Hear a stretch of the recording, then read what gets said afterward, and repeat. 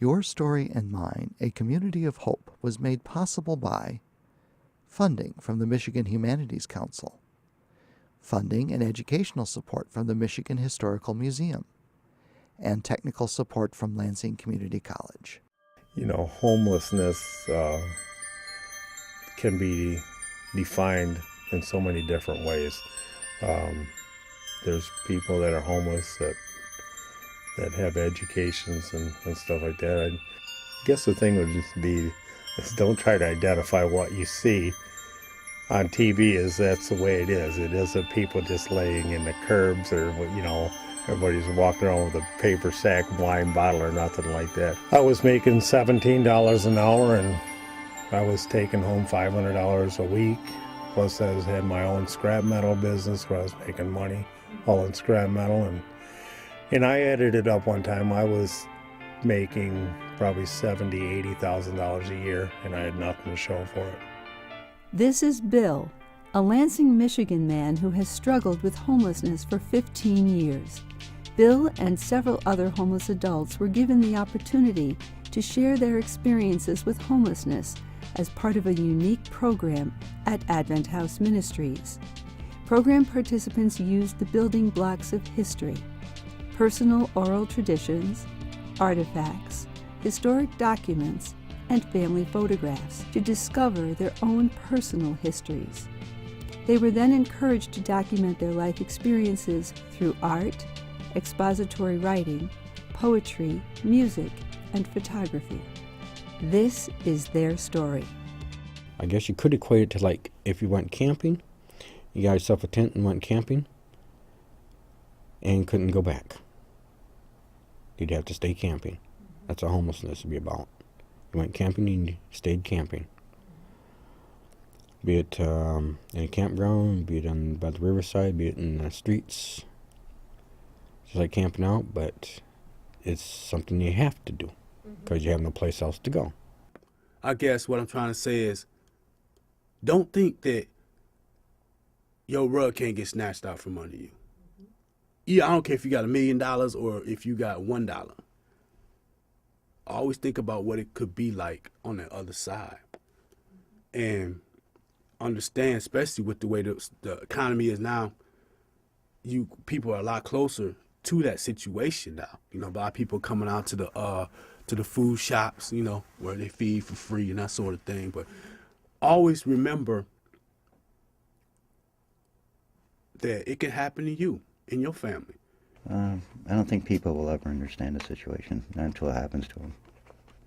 You know, the old saying, you wouldn't want to walk a mile in my shoes. Trust me, you wouldn't want to walk a mile in my shoes. But I don't think they'll ever understand the situation, not until it actually happens to them. You know, you have to be there and go through it.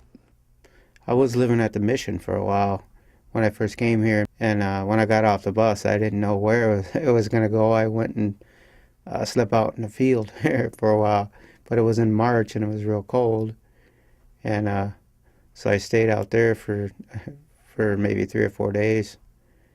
Can you describe how difficult that was?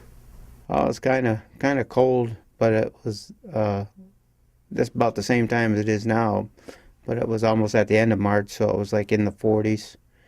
I'd had to get up in the morning because it would be quite brisk and walk, you know, so I could get the warmth back in my legs and my feet.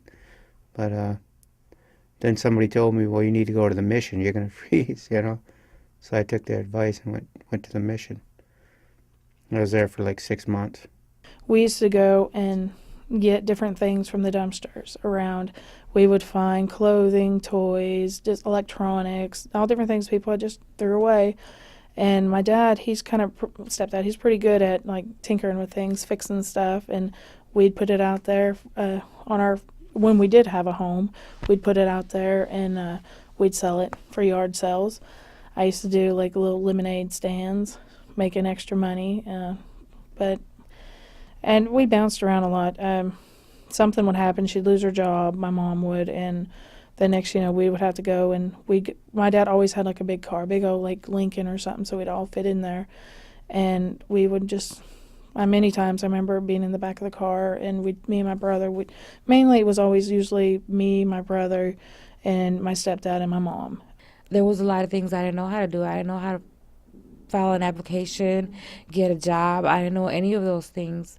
And I learned on my own. And when I got my first job at the Rite Aid, it was only $5 and $5.25 an hour, I remember. And I was so happy. No, it was $5.20. I remember, because I didn't care. I just wanted to be somewhere. I wanted to be out. I wanted to be seen, and I wanted to do something, and I wanted somebody to depend on me. You know. So you get that first paycheck. How'd that feel? It felt really good. I wanted to work all the time. I wanted everybody to get fired so I could get their hours, so I can get their money. Yeah.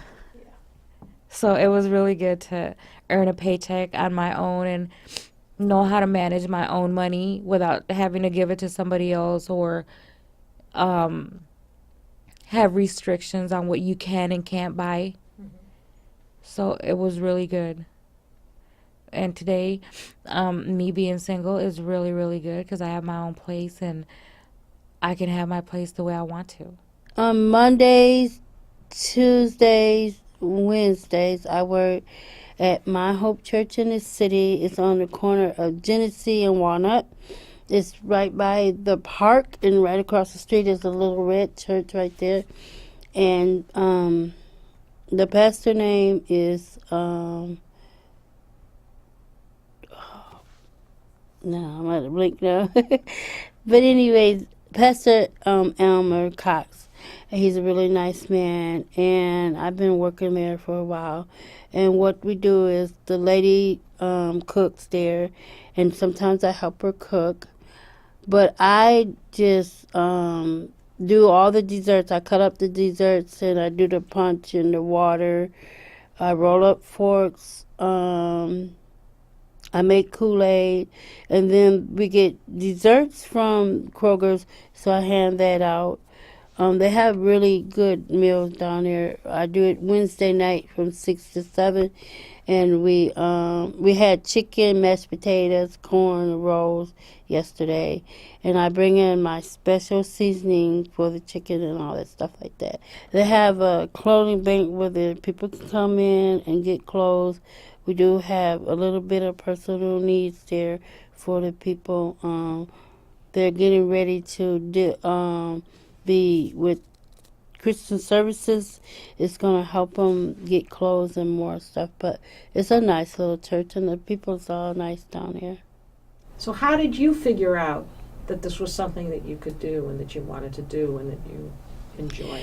Because I think out of all my life that I've been teased a lot, and I just feel like that I needed to try to help somebody that was disabled or didn't have a lot. So I try to help everybody when I can. Well, we come into the world with nothing, and we're going to go out with nothing. So while we're here, all we have to give is just of ourselves. But it's hard to find people that'll take that.